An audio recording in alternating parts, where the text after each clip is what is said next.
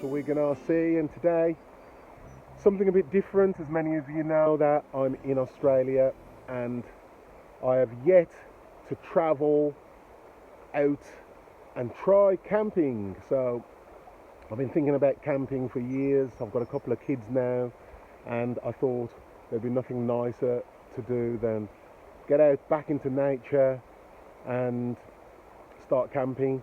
So I'll show you the simple setup that I've done, and also a few little bits and pieces that I've bought to aid in my camping journey. And yeah, hopefully you enjoyed the video, something a bit different.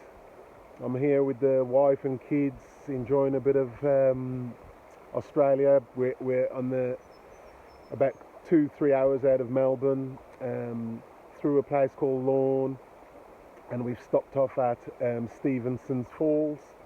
You can see the river in the background, and yeah, we're going to enjoy a weekend away and get back to nature. So enjoy, like, comment, subscribe, help to grow the channel, and I'll speak to you soon.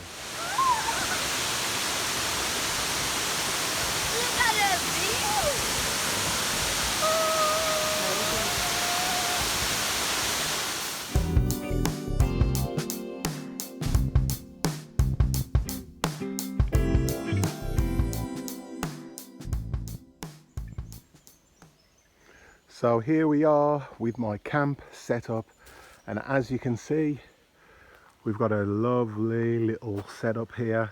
And this rooftop tent was from King's Adventure Land, and they're set up on my car. We've got a couple of chairs that I just bought from Bunnings, and yeah, it's been great so far.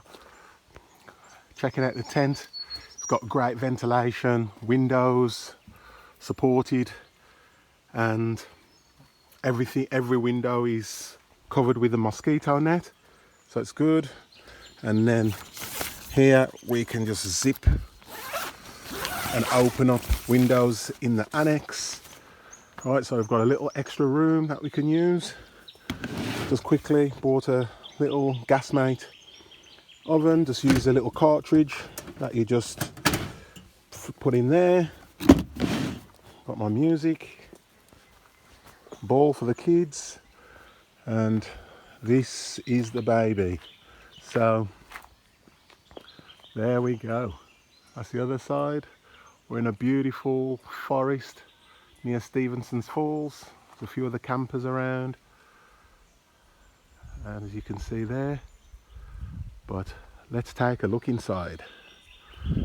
So the annex is a 4-person annex here, so you can actually put a couple of people downstairs here in this bottom area. The ladders here to climb up to the next floor. I actually did also buy a 12-volt fridge, and if I open it there, big enough to put your milk, drinks, whatever you want to bring with you, fruit. And bought myself a little light just in case when it gets dark. Got a couple of lights. So up the stairs, and this is the sleeping area. So huge amount of room. I'm 6'4", and this is probably 2 meters plus in length. I think 2.1. It's got windows either side, so you can get a lovely breeze. It's got a window there as well, and also a window this side. And then it's got pockets for your phones and so forth, and your all these little bits and pieces. If I move that there, you've got, see, little pockets for your phones. So it's a really good setup, and the thing folds down in about 5 minutes and packs away in the same. So that's upstairs. Now another good thing is, if you want to access your vehicle through the annex, you can zip this part down and go into your vehicle, or you can just set up beds or chairs in here to just do what you need to do. So we don't have much stuff, and yeah, so a great little addition for me to start to check out what's going on around Australia and for us to enjoy a little bit of the Australian countryside. So there's the King's rooftop camper tent or rooftop tent, and yeah, lovely day in Australia.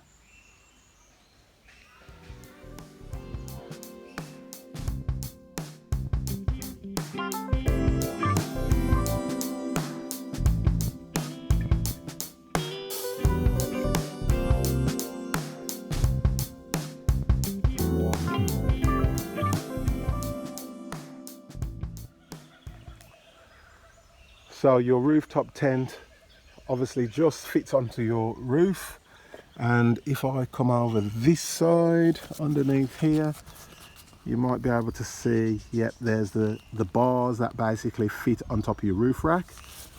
Now you've got to go and check your manufacturer's, you have to check your manufacturer's load of your roof, and this is 100 kilos.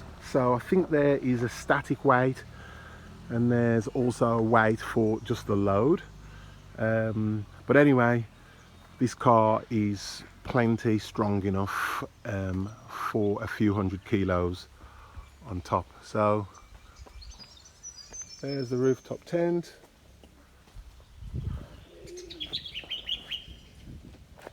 And there it is there, the side annex here.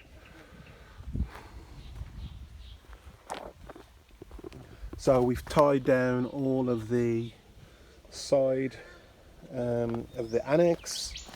There's a base, canvas base, to stop any creatures crawling in, and even around the sides it's all sealed so that no bugs and snakes can get in. Even here, even in the joins, it's all sealed.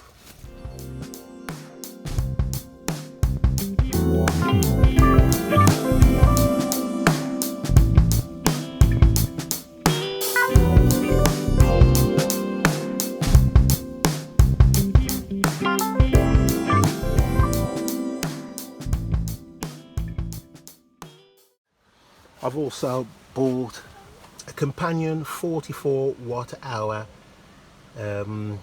power pack.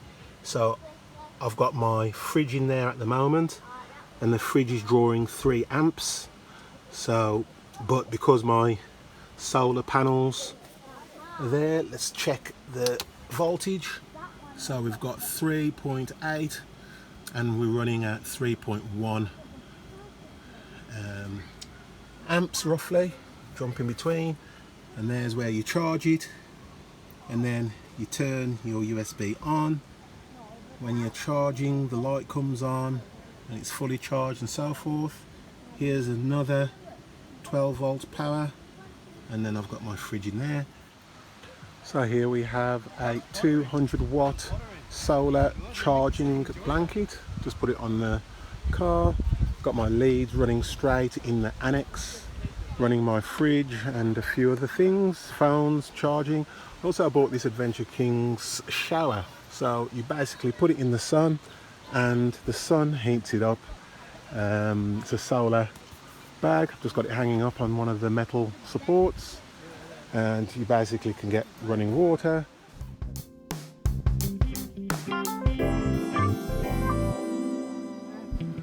I bought this little light as well, that's a fan, so that came in so handy last night because it was sweltering hot. So yeah, nice little fan and a light. There's a beautiful stream. I actually collected about 20 litres of water earlier today, fresh out of the stream, and we'll use that for washing dishes, showering and whatever. So that's in my solar shower. But this is just beautiful. We're getting back to nature, getting back to the way we should live, out with our feet firmly onto the ground, and getting away from technology a little bit, even though I'm filming a video, and starting to just enjoy a bit of life after the series of lockdowns we've had throughout Melbourne.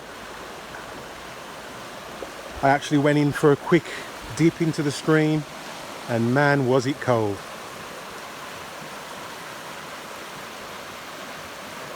There's yabbies in here and fish. One of the guys at the campground just pulled out some yabbies, so he's going to cook that for dinner. I'm not quite Bear Grylls yet, so don't think I'll be hunting yabbies and fish yet. Give me a few months to get into the camping spirit. But yeah, beautiful spot.